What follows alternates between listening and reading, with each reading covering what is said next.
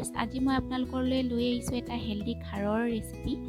এয়া মই লৈছোঁ তিতা কেৰেলাৰ পাত। এয়া পাতখিনি মই বাছি ধুই পেলাই ভালকৈ কুটি লৈছোঁ। আপোনালোকেও এনেকৈ মিহি মিহিকৈ কুটি ল'ব পাতখিনি। তাৰপাছত আমাক লাগিব এয়া আদা, নহৰু, জালুক আৰু জিৰাৰ পেষ্ট। তাৰপাছত আমি ল'ব লাগিব এয়া কলাখাৰ। মই কলাখাৰ লৈছোঁ, আপোনালোকৰ তাত যদি কলাখাৰ নাই তেনেহ'লে চ'দাখাৰো ল'ব পাৰে।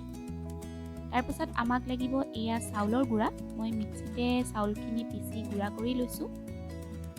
তাৰপাছত আমি ল'ব লাগিব এয়া কেঁচা মাছ। মই এয়া ৰৌ পোৱালি 3টা লৈছোঁ। আপোনালোকে ভজা মাছো ল'ব পাৰে, কিন্তু আচলতে কেঁচা মাছ দিলে তৰকাৰীখনৰ সোৱাদটো বেছি ভাল হয়, সেইকাৰণে মই কেঁচা মাছেই লৈছোঁ। আপোনালোকেও পাৰিলে কেঁচা মাছেই ল'ব।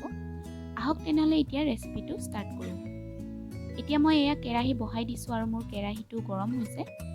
এতিয়া ইয়াতে মই যিখিনি তিতা কেৰেলাৰ পাত লৈছিলোঁ সেইখিনি দি দিম। আচলতে আমাৰ ট্ৰাইবেল সমাজত এই ডিছটো বহুতেই বনাই খোৱা হয়, কাৰণ যিহেতু বহুত বেছি হেল্ডি শৰীৰৰ কাৰণে। এতিয়া মই এই পাতখিনি অলপমান লৰাই দিম। আপোনালোকে নিশ্চয় ঘৰত এবাৰ ট্ৰাই কৰি চাব। এতিয়া ইয়াতে মই এড কৰিম গৰম পানী। আপোনালোকে ঠাণ্ডা পানী নিদিব, নহ'লে বহুত সময় লাগিব উতলোতে। এয়া মই গৰম পানী এড কৰিছোঁ।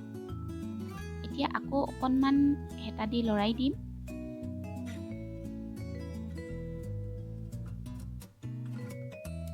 তাৰপাছত এতিয়া মই লাহেকৈ উতলিব দিম আৰু সেইকাৰণে ঢাকনখন লগাই দিম।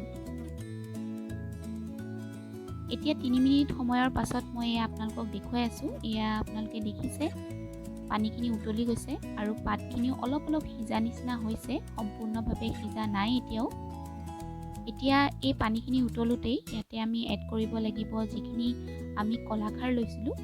আপোনালোকে যদি চ'দাখাৰ লৈছে তেনেহ'লে চ'দাখাৰখিনি এড কৰিব। খাৰখিনি লওঁতে সাৱধান হ'ব, বেছি হ'লে আকৌ বেছিকৈ তৰকাৰীখিনি সোৱাদটো বেয়া হৈ যাব। এয়া মই 4 চামুচ কলাখাৰ এড কৰি দিছোঁ। এতিয়া অকণমান মই হেতাখন দি আকৌ লৰাই দিম, যাতে ভালকৈ পাতখিনিৰ লগত মিল হৈ যায়।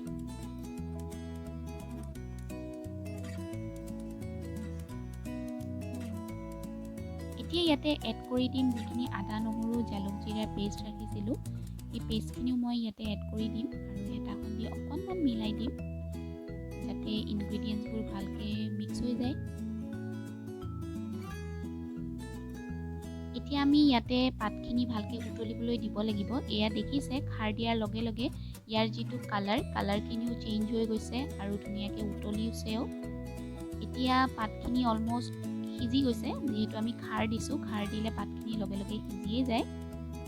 এতিয়া যিহেতু পানীখিনি অলপ কমি গৈছে, সেইকাৰণে ইয়াতে মই আৰু অলপ গৰম পানী এড কৰি দিম। আকৌ অকণমান হেতাখন দি লৰাই দিম।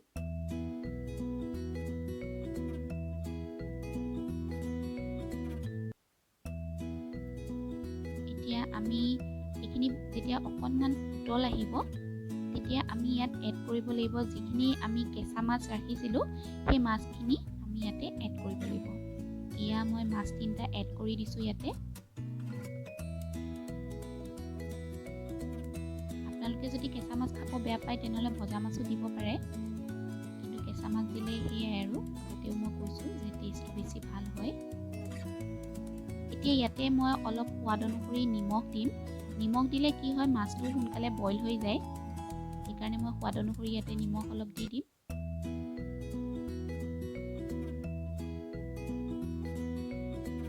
এতিয়া অকণমান হেতাখন দি লৰাই দিম, যাতে পানীৰ লগত নিমখখিনি মিলি যায়। এতিয়া আমি মাছখিনি সিজিব দিব লাগিব, সেইকাৰণে ঢাকনখন অকণ সময়ৰ কাৰণে লগাই দিম। তো এতিয়া মোৰ ঢাকনখন দিয়া 5 মিনিট হৈ গৈছে। এতিয়া মই ঢাকনখন উঠাই আপোনালোকক এয়া দেখুৱাই আছোঁ। দেখিছে তৰকাৰীখিনি অলমষ্ট হৈ গৈছে মোৰ। মাছখিনিও ধুনীয়াকৈ সিজি গৈছে। এতিয়া মই অকণমান উল্টাই দিম। মাছখিনি উল্টাওঁতে আপোনালোক সাৱধান হ'ব, যিহেতু মাছখিনি বইল হৈ আছে, ভাঙি যাব পাৰে। গতিকে লুটিয়াওঁতে হেতাখন অকণমান সাৱধানে ধৰিব। এতিয়া মই মাছখিনি উলিয়াই দিলোঁ। এতিয়া দেখিছে ধুনীয়াকৈ উতলি আহিছে আৰু মাছখিনিও সিজি গৈছে। এতিয়া মই ইয়াতে আৰু অলপমান গৰম পানী এড কৰি দিম।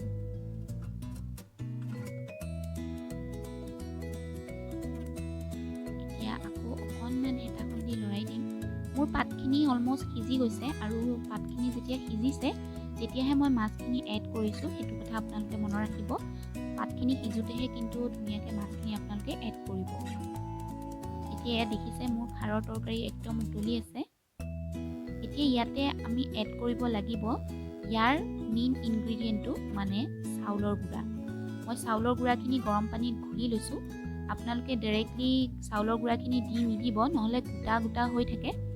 এনেকৈ আপোনালোকে গৰম পানীত ঘুলি ল'ব, তেতিয়া মানে তৰকাৰীখিনিৰ লগত ধুনীয়াকৈ গুড়াখিনি মিলি যায়।